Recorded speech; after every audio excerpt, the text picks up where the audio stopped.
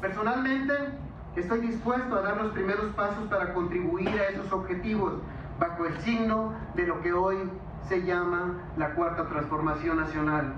Por ello, he tomado una decisión serena, responsable, reflexionada profundamente para el bien del sindicato y de la educación.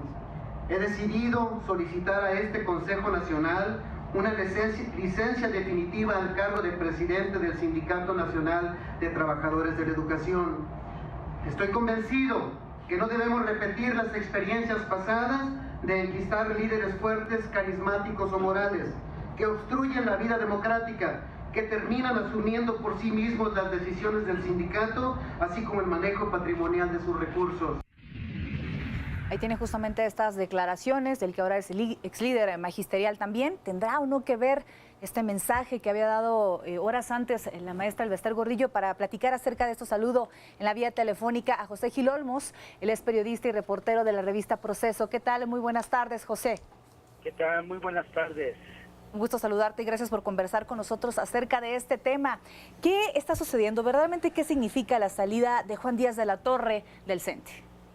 Mira, pues creo que tiene un significado muy importante para los próximos años, porque pues es el regreso en los hechos al poder del CENTE, un sindicato que ha tenido pues importancia política y electoral para el país, por lo menos desde hace 3 sexenios. Y el hecho de que Elbester Gordillo regrese por sus fueros, pues yo creo que no solamente políticamente tiene una trascendencia, sino que pues que se agarren sus enemigos, porque la maestra no es como López Obrador, de que perdona. Esta maestra sí le gusta un ajuste de cuentas, y hay varios políticos que ya no van a tener el mismo poder de parte del gobierno de Enrique Peña Nieto, y que pues Elbester Gordillo se las va a cobrar, me parece. Ya lo había anunciado, de hecho, en su primera aparición hace algunos meses. Preguntarte, José, ¿cómo le cae al país, o cómo le vendría al país el regreso de Elbester Gordillo a la vida pública, a la vida política de los mexicanos? Yo creo que muy mal, me parece muy mal, porque ella es un personaje muy emblemático de todo aquello que los mexicanos ya no queremos, y que pues muchos de los que votamos el pasado 1 de julio pues fue precisamente una postura de no más corrupción, no más estas alianzas que solamente tienen intereses particulares, no más enriquecimiento inexplicable, o más bien explicable, porque es el uso de los recursos públicos, y en este caso también los sindicales, para el beneficio propio y de su familia.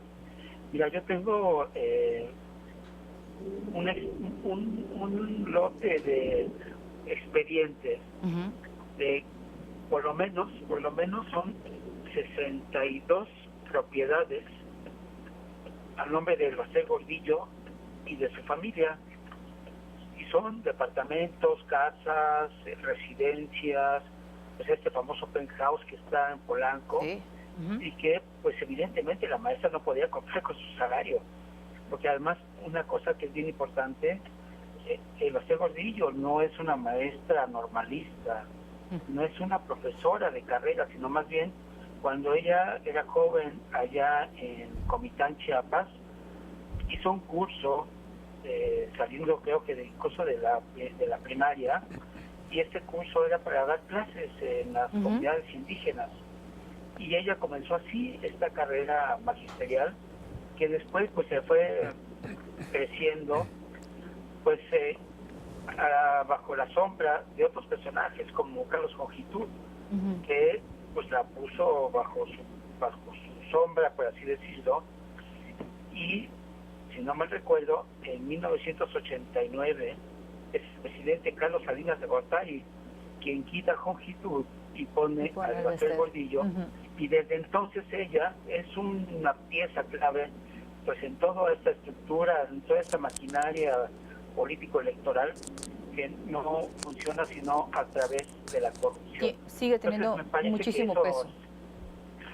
Sí, me parece que eso ya es inadmisible y que, sinceramente, el Baster Gordillo ya no debería de estar en este proceso de democratización y sobre todo con estas intenciones del gobierno de López Obrador de una cuarta transformación basada en procesos democráticos, en un código de ética y en transparencia. Este perfil del Baster de la vieja escuela política, tal vez a eso te refieres, José. ¿A qué? Ya se pronunció el Baster y dijo, yo no voy a regresar a la CENTE, mi regreso no será ahí. ¿A dónde sí podría regresar el Baster? ¿O de qué manera?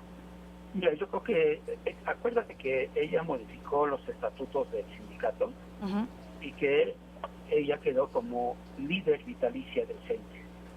O sea, eso es bien importante porque ella dice, bueno, igual yo no regreso, pero como líder vitalicia, ella puede poner a alguien de sus confianzas, claro, y seguir mandando en este sindicato que pues el registro que se tiene es uno de los más grandes de América Latina, y utilizarlo como lo ha venido utilizando todos estos años, más de 30 años, o casi 30 años, utilizándolo para sus propios intereses y de el poder en turno.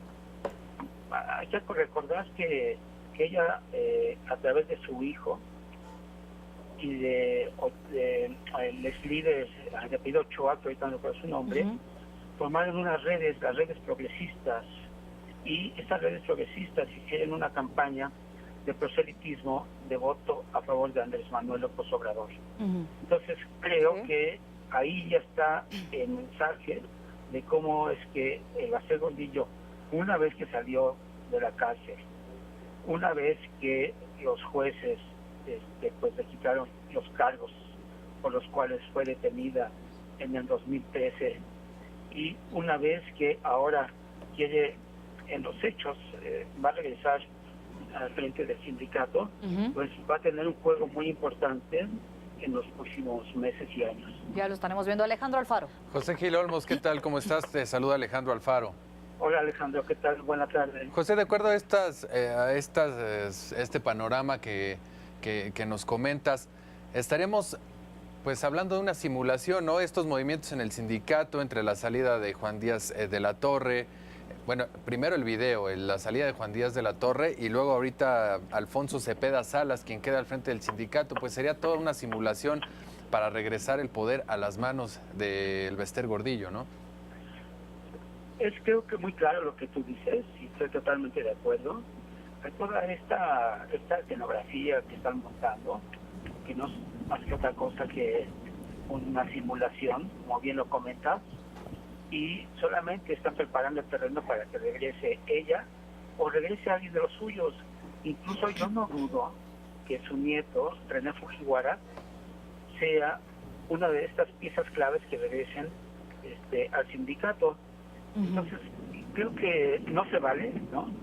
Digo, si estamos hablando de una transformación en el país, y hablamos de nuevas reglas y de nuevas formas de hacer política y de hacer gobierno, pues esto que se está pues ya se está hilando de una manera muy fina para que el Baster Gordillo regrese a encabezar el sindicato magisterial, pues creo que no habla bien ni de los nuevos tiempos ni de el gobierno próximo que empieza pues en la próxima semana, ya a partir del 1 de diciembre. ¿Cómo le abona esta parte, José, del regreso de la maestra o posible regreso a la vida política del país al gobierno de Andrés Manuel López Obrador? Rápidamente, nada más para cerrar. Pues, perdón, ¿cómo dices? ¿Cómo qué? ¿Cómo le abonaría, para bien o para mal, el comienzo del gobierno de Andrés Manuel López Obrador, ya unos días, el regreso de la maestra? Pues yo creo que muy mal, muy mal. A pesar de que Andrés Manuel dijo que él no se iba a meter en la vida de los sindicatos, me parece que no es que se meta, pero creo que sí debería de tener una actitud muy firme con respecto a estos líderes sindicales o líderes políticos que han sido muy emblemáticos de una época muy, muy negra muy criticada, muy, pues, que ya no queremos los mexicanos, o sea, ya no queremos corrupción, ya no queremos todas estas componendas que están en las cúpulas y de las cuales solamente tienen beneficio unos cuantos. Claro que sí, estaremos muy pendientes, por supuesto, de lo que suceda en la vida política próximamente de la maestra Elbester Gordillo. José Gil, agradecerte que hayas conversado con nosotros esta tarde. Una última cosa, Adelante. creo que incluso el regreso de Elbester Gordillo se va a empatar con esta contrarreforma, a esta reforma educativa. Exacto. Creo que lo van a empatar. Estoy casi seguro que va a ser una de las primeras acciones y quien va a aplaudir es precisamente Elbester Gordillo. Y va a salir a apoyar seguramente. Ya estaremos platicando de ello si nos permites, José Gil. Gracias, muy buenas tardes. Hasta pronto. Estábamos platicando con José Gil Olmos, periodista y reportero de la revista Proceso, acerca del posible regreso a la vida política de Elbester Gordillo a nuestro país.